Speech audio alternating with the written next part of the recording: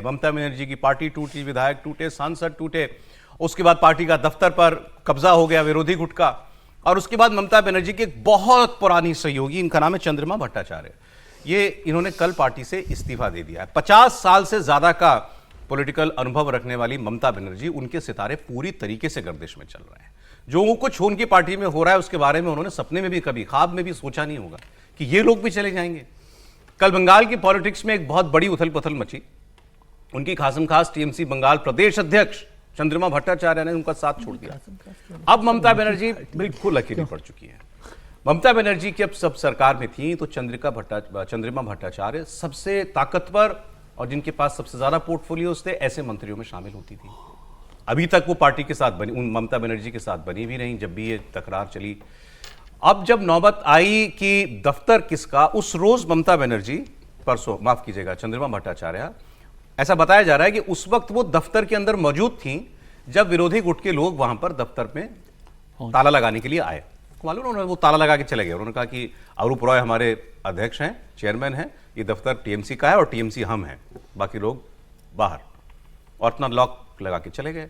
तो ये आरोप है टीएमसी का, ममता बनर्जी का ये आरोप है कि चंद्रिमा भट्टाचार्य उस वक्त वहां पर खड़ी थी और उन्होंने कहा कि अगर ये चाहती तो उनको रोक सकती थी, लेकिन इन्होंने रोका नहीं, दफ्तर पे कब्जा हो जाने दिया। ये ममता बनर्जी का इल्जाम है। अब चंद्रिमा भट्टाचार्य का कुछ और कहना है, लेकिन जैसे फिरहाद हकीम गए और लोग गए, अरूप रॉय ही तो गए, कोषाध्यक्ष अरूप रॉय थे, वो चले गए, चेयरमैन बन गए, तो इनके जाने पे हैरानी कुछ नहीं है। हैरानी इस बात की है कि ये सिलसिला अभी तक जारी है। मतलब ये सिलसिला खत्म ही नहीं हो रहा। अब कौन बचा कौन है? वो आप किसी दिन अभिषेक बनर्जी का ही मन बदल जाए तो फिर तो कोई बात होगी, वरना तो अब इसमें खबर जैसा भी नहीं लगता। लेकिन आप सुनिए चंद्रिमा भट्टाचार्य क्या वजह बता रही हैं ममता बनर्जी का दर्शकों का साथ छोड़ने के पीछे। एक घटना हुई है, आप देखे हैं तृणमूल भवन में, तो वहां पर उसके बाद में हमसे ममता जी की बात हुई थी टेलीफोन में, तो वो उन्होंने हमको बोला कि आप दे दिए उनके हाथ में तृणमूल भवन। तो ये हमें बहुत दुख लगा, क्योंकि हम तो हर रोज तृणमूल भवन में ठीक टाइम में जाते थे और ठीक टाइम जितना कि हमारा टाइम था वही टाइम पे आते थे, और कल भी हम वैसे ही आए। तो ये बोलने का कोई तो हम बात नहीं था, लेकिन उन्होंने बोला, हमको दुख लगा। कितना मासूम दिल होगा कि उन्होंने, ममता बनर्जी ने एक बार कुछ कह दिया मुझे फोन पे तो मैंने पार्टी छोड़ दी। 25-30 साल से ज्यादा से पार्टी के साथ है, उनके साथ है। ममता जी की एक डांट पे इन्होंने पार्टी छोड़ दी। पहली बार डांट सुनी होगी इन्होंने। कह रहे नहीं, कुणाल घोष जो अभी भी ममता बनर्जी के साथ हैं, जाने कब तक, उनका बयान भी देख लेते हैं वो क्या कह रहे हैं चंद्रिमा भट्टाचार्य पर। चंद्रिमा भट्टाचार्य हमारा रिस्पेक्टेड दीदी था। आप देखिए उनका लड़का पहले ही उस कैंप में चला गया था। चंद्रिमा दी कल जब पार्टी ऑफिस में बैठे हुए थे तो वो लोग आया, चंद्रिमा दी थोड़ा 15 मिनट 20 मिनट आधा घंटा अगर वहाँ पर रह जाते तो ऐसा ये ताला माला नहीं होता। वो छोड़ के चला गया बीइंग प्रेसिडेंट। और चंद्रिमा दी, ममता दीदी जब चीफ मिनिस्टर थे, सबसे ज़्यादा मिनिस्ट्री चंद्रिमा भट्टाचार्य के हाथ में था। तो अब देखिए, जब दीदी एक के बाद एक इंक्लूडिंग फिनेंस इंपॉर्टेंट मिनिस्ट्री उनको दे रहे थे, तब कुछ दुख नहीं हुआ। आज ममता दीदी का देने का, ममता दीदी चीफ मिनिस्टर नहीं है, ममता दीदी को देने का कुछ नहीं है, सब दुख लगने लगा और पूरा एक्सपोज्ड हो गया। अगर दुख लगा तो बात हो सकता है।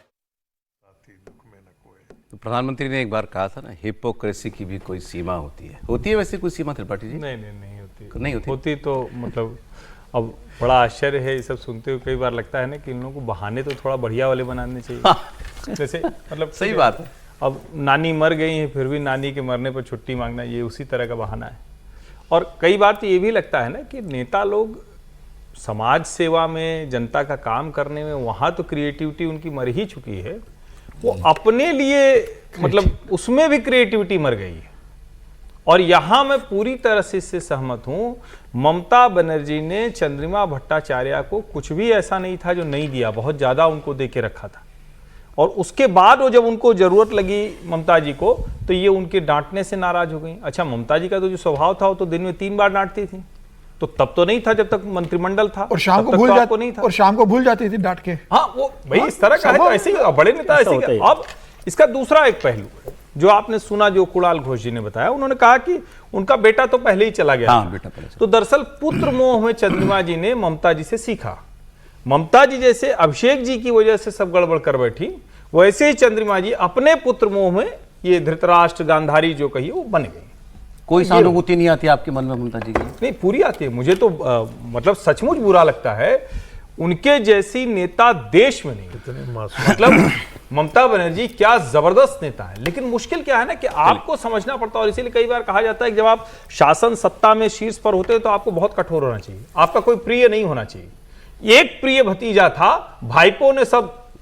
ममता जी की बात भी सुन लीजिए। ममता बनर्जी ने कल एक प्रेस कॉन्फ्रेंस की, वो जब उनके दफ्तर पे कब्जा हो गया ना, उसके बाद ममता बनर्जी शायद उनको एक और बड़ा झटका लगा। तो ये वजह दफ्तर ही है इनके जाने का। दफ्तर भी हाथ से चला गया, अब लोग भी आसपास ज्यादा नहीं बचे हैं, पार्टी के सिंबल और उस पर सवाल आ गया, तो वो इलेक्शन कमीशन ने नोटिस जारी किया, उनको बताना है कि आपका क्लेम कैसे है पार्टी के ऊपर। तो ममता बनर्जी ने कहा जान से मार दो तभी रुकूंगी, वरना अपनी पार्टी तो मैं नहीं दूंगी तुम्हें। पार्टी का नाम और सिंबल मेरे ही पास रहेगा, चाहे मुझे अपने गले में पार्टी का सिंबल लटका के घूमना पड़े सबके बीच में, लेकिन मैं पार्टी का सिंबल नहीं दूंगी, जान से मार दूंगी। আর এখন দরকার আমি গলায় সিম্বলটা ঝুলিয়ে মানুষের কাছে যখন বেরোবো, আপনারা কি আমার কণ্ঠরোধ করতে পারবেন? অত সস্তা নয়। হ্যাঁ, কণ্ঠরোধ করতে গেলে আপনাদের আমাকে প্রাণে মেরে ফেলতে হবে। তার তো চেষ্টা কম করেননি। কাকে মারেননি? মহুয়াকে অ্যাটাক করেছেন, অভিষেককে অ্যাটাক করেছেন, কল্যাণকে অ্যাটাক করেছেন, আমার বাড়িতে হামলা করেছেন। अब सवाल है कि ममता बनर्जी क्या कुछ कर पाएंगी? पार्टी का सिंबल, नाम, दफ्तर सब चला गया, कुछ रोक पाएंगी, बचा पाएंगी विजय जी? लीगल पोजीशन में मुझे नहीं लग रहा कि वो बचा पाएंगे, लेकिन अपनी लड़ाई के तौर पर वो लड़ रही हैं और अपना एक एक्सप्रेशन हो गई ना भाई, इतना सब कुछ चला गया है एक झटके में, उसकी नाराजगी उन पर दिखाई देती है। बाकी अभी जो लीगल बैटल एक तरह से वो हार ही रही हैं, जो जिस तरह से लोग छोड़ के जा रहे हैं। आपने कहा कि वो चंद्रिका जी भी अभी चली गई हैं, चंद्रिमा जी माफ़ कीजिए, और वो ममता जी की बहुत खास थी। उस पार्टी में कौन ममता जी का खास नहीं था? सब लोगों को तो ममता जी ने ही प्यार, स्नेह, दुलार दिया, तो वो सभी लोग खास है। इसलिए ये कहना छोड़ दीजिए कि अब ममता जी का कोई खास आदमी नहीं है।